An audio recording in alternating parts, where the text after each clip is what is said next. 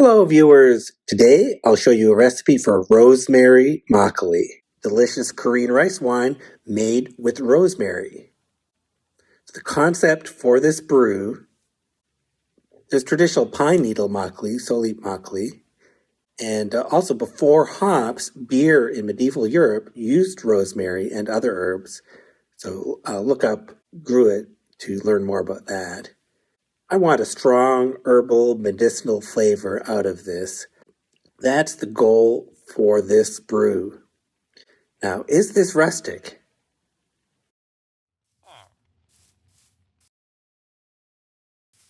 Yes, the verdict is that this is rustic. So I'm doing a two-stage recipe that's called Eongju. First stage is juk, a porridge. Second stage is godubap, hard steamed rice, plus the rosemary. And as usual, the hard steamed rice is made with sweet rice. So let's brew. So I'm starting off with the rice powder. This is regular rice powder, not sweet rice powder. So 200 grams of rice flour and 800 milliliters of water. And I put that on the stove, turned on the heat, started stirring.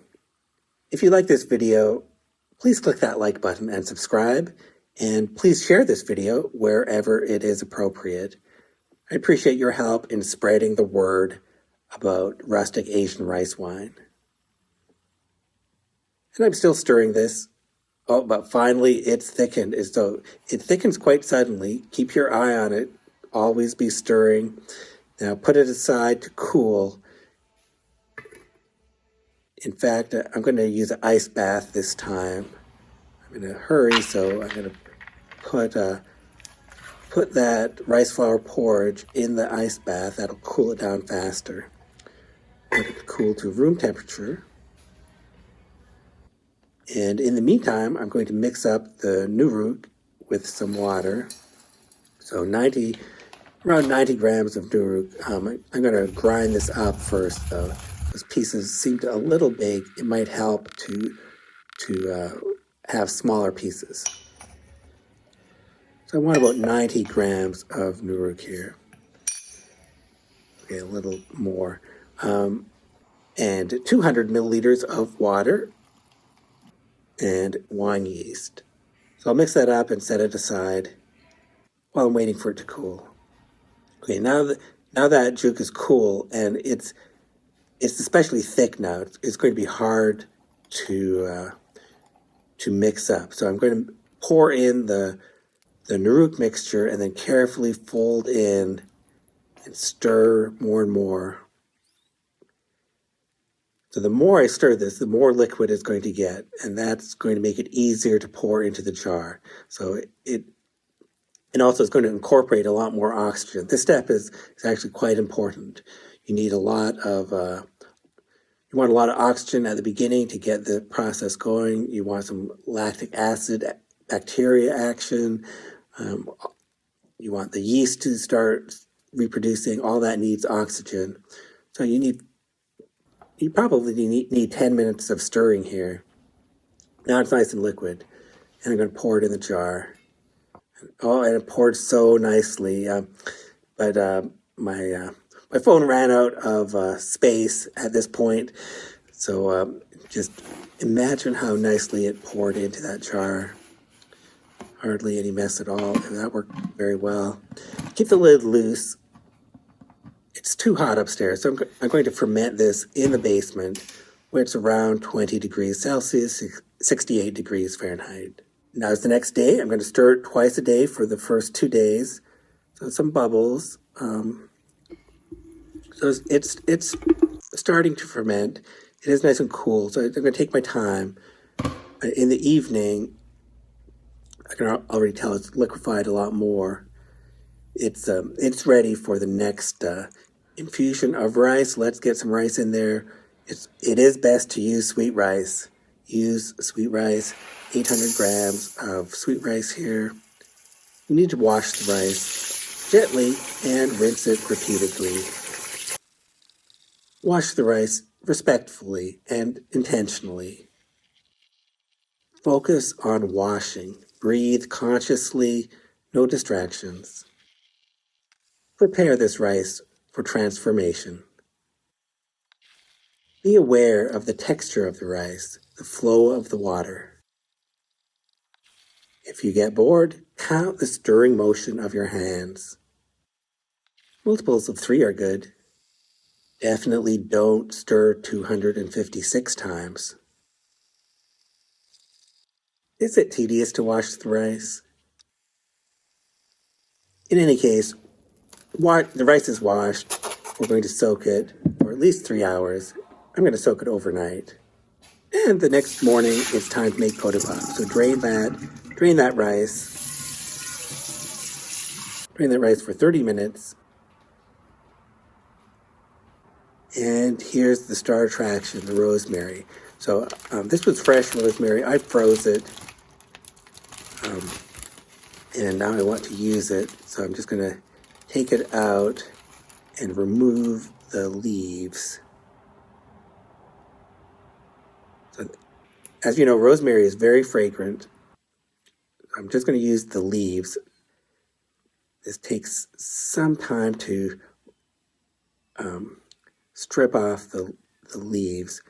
And it looks like, yeah, that's a lot already. Okay, so I'm going to use this amount. I'm going to roughly chop it a bit. I want to get the oils out of there as it's brewing. This turns out to be 50 grams of rosemary leaves here. That's a lot of rosemary. I want the flavor to knock your socks off. So the rice is drained, and I'm going to put it in the steamer. I sort of want to add the rosemary to the middle of it. So this is definitely going to be very scented, so I'm using an older cloth to do this steaming. And I steamed it for 40 minutes, as usual. And when it's done steaming, spread it out to cool.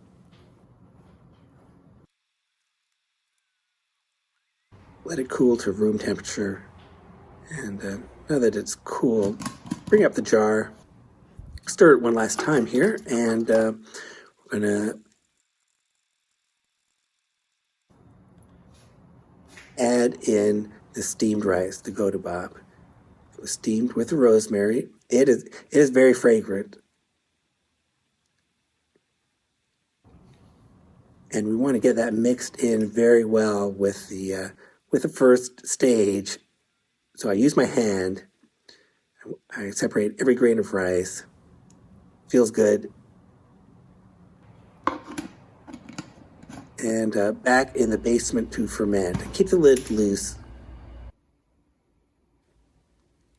The rosemary is mixed in nicely here. Just listen to this.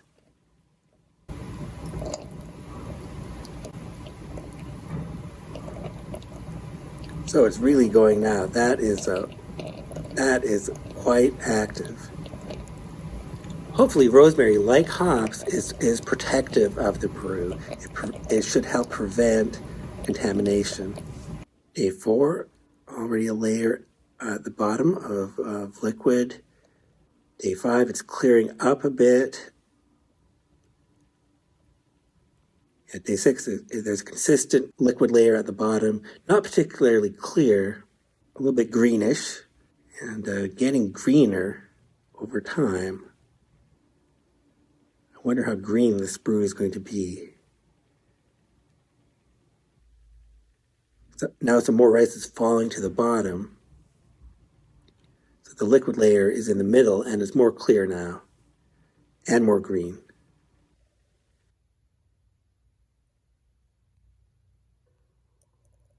So day 12, it's gotten a lot quieter. I think it's time to bottle it soon.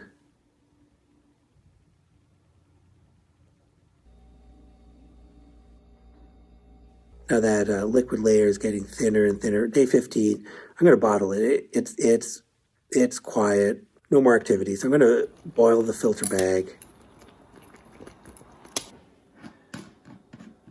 Stir it, and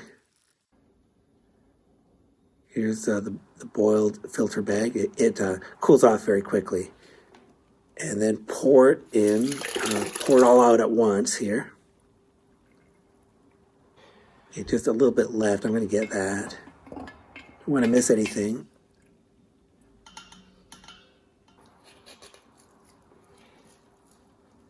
And time to squeeze. It's dripping out nicely. No problem squeezing. Since there's rosemary in here, I'm using an older filter bag because I know this might stain the filter bag since rosemary is such a strong flavor. Okay, and there's 312 grams left over that she gave me. That's not bad, considering I did add 50 grams of rosemary leaves, and those are all still intact here. It wasn't difficult to filter, so that's a good sign that the fermentation went well. And it didn't turn out green in the end. It's just a normal creamy color, not green. So I got almost 2 liters out of that. That is good. The jigami itself is still very fragrant. Let's pour this out. I'm going to taste it now, but as usual, I'm going to reserve my judgment for 4 days.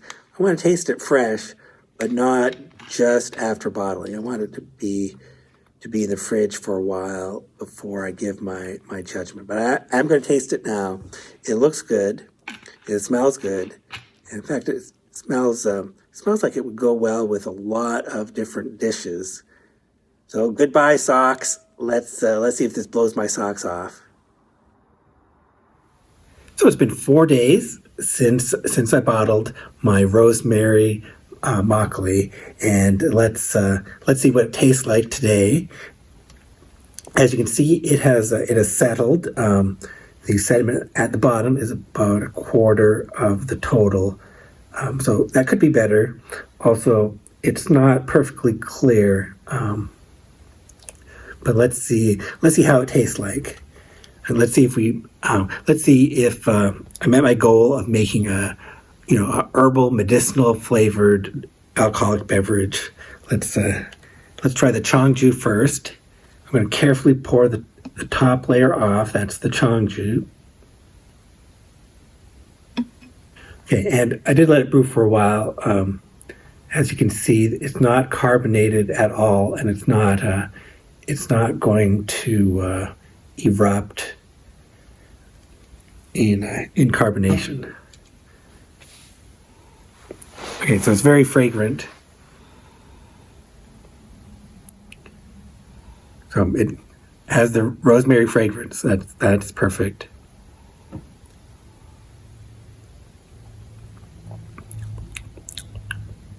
Yeah, and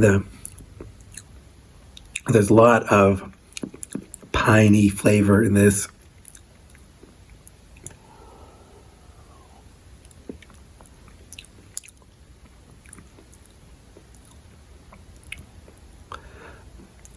A little sweet and tart.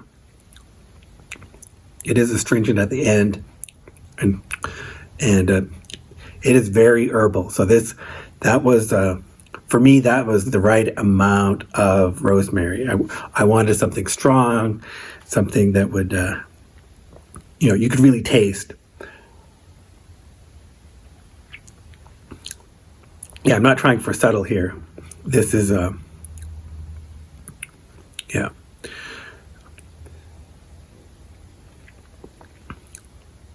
And the alcohol seems strong enough too. Yeah, so it's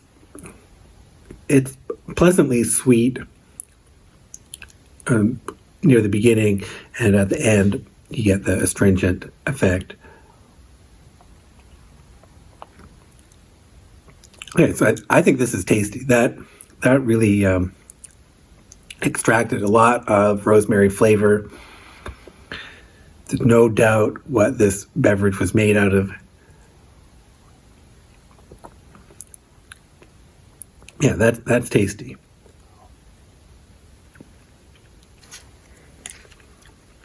Now I'm going to mix this up. Since this is relatively fresh, the 2 parts mixed together, it'll separate again, no problem. 2 parts mixed together, called the wanju, and you can see there's no there's no real solids at the bottom. It mixes up very quickly. So very easy to mix. Let's see what the texture is like now.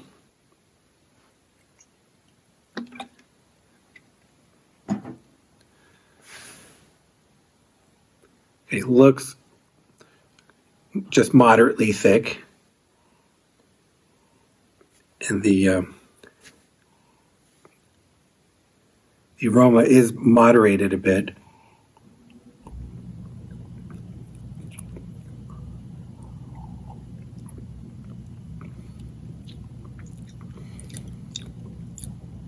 Okay, pretty smooth texture. You know, nothing unusual about this texture. It's not too thick, but I do like having the rice texture. Makes it real makgeolli. Well, since this has a ton of flavor, it'd be easy to dilute it. It might be better with diluted 1-to-1 with water. This is just so strong, and that's what I wanted. Yeah, ton of flavor, quite savory.